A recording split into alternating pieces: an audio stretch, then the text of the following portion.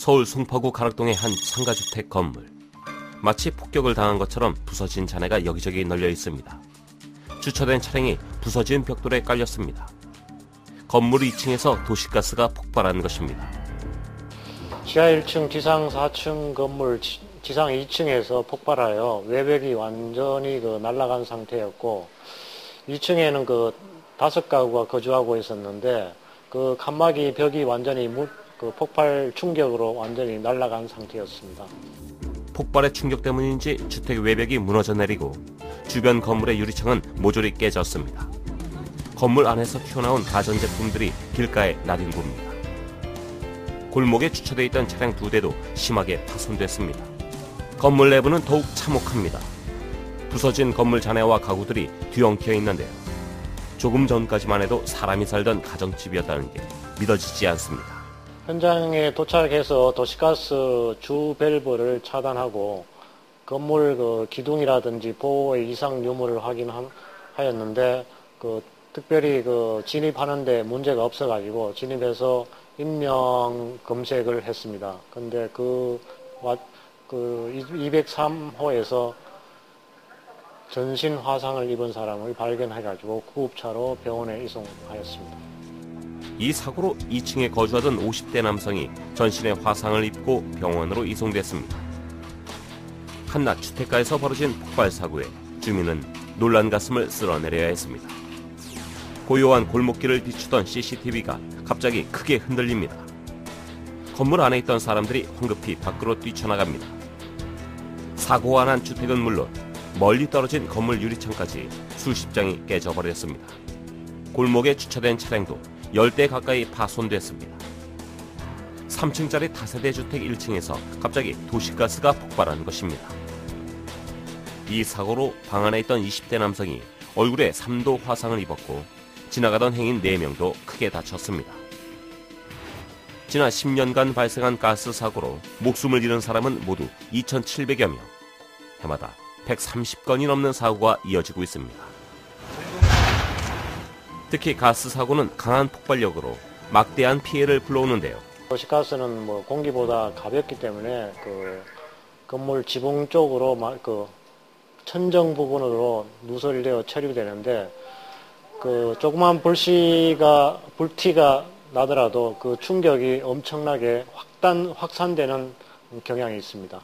이번 사고와 같이 도시가스가 폭발을 했을 경우에 거기에 폭발 규모가 커서 주변의 다른 건물이라든지 인접해서 지나가는 행인이라든지 이런 사람들이 다칠 수 있기 때문에 사고의 파장이 엄청나다는 것을 알 수 있습니다. 가스 폭발 사고는 특히 겨울철에 주의해야 하는데요. 무엇보다 누출 여부를 정기적으로 확인하는 게 필요합니다. 또 가스가 새는 것 같다고 생각되면 우선 밸브를 잠그고 창문을 열어 환기를 시켜야 합니다. 가장 확실한 방법은 가스 안전 요원을 불러 안전 점검을 받아두는 것입니다. 가스는 본래 무색하고 무치인데 안전을 위하여 부치제가 들어있기 때문에 냄새가 납니다. 냄새가 나면 환기를 시켜주고 충분하게 환기를 시킨 다음에 가스를 사용하는 게 좋습니다. 그리고 비눗물로 수시로 점검을 하고 점화코크 사용하지 않을 때는 점화코크와 중간 밸브를 완전히 잠궈야 되겠습니다. 사고가 났을 때는 안전한 지역으로 신속히 대피하고 119에 신고해야 되며 가능하다면 인입 밸브를 차단하는 게 좋겠습니다. 한번 사고가 났다 하면 치명적인 인명피해로 이어지는 가스 사고. 정기적인 점검과 예방만이 가스 사고로부터 귀중한 생명과 재산을 지킬 수 있습니다.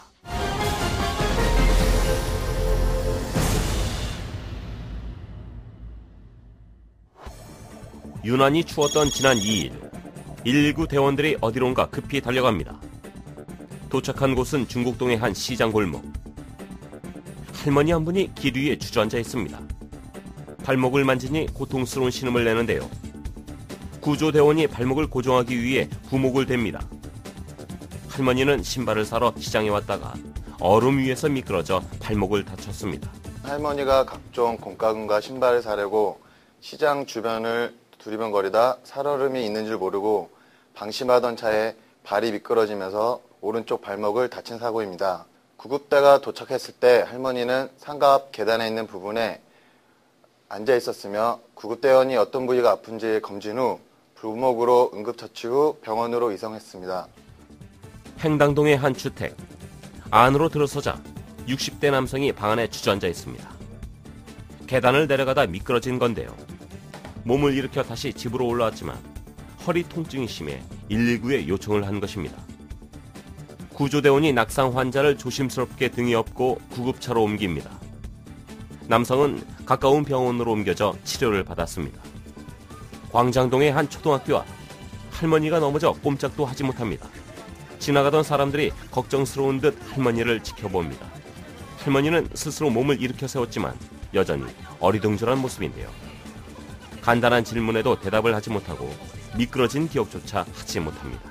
일시적인 뇌진탕 증상이 의심되는데요. 결국 병원으로 이송됩니다. 차량 옆에 한 여성이 넘어져 있습니다. 부상을 당한 듯 일어서질 못하는데요.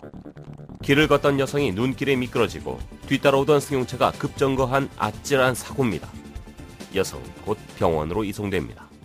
미끄러지고 또 미끄러지고 그러다 넘어지고 최근에 눈이 많이 내리고 한파가 겹치면서 빙판길에서 넘어지는 낙상사고가 급증하고 있습니다.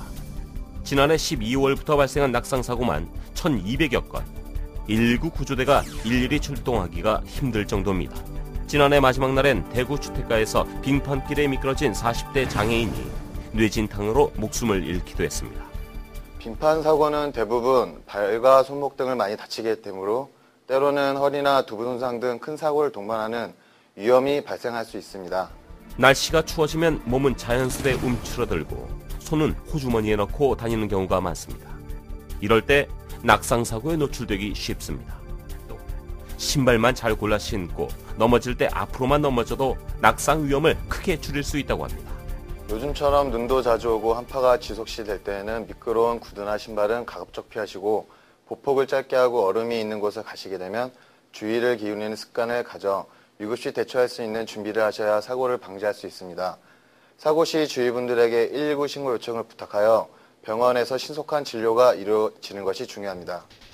가볍게 넘어졌다 하더라도 심각한 골절로 이어져 생명까지 위협받을 수 있는 낙상사고. 빙판길을 걸을 때는 조심, 또 조심해야겠습니다.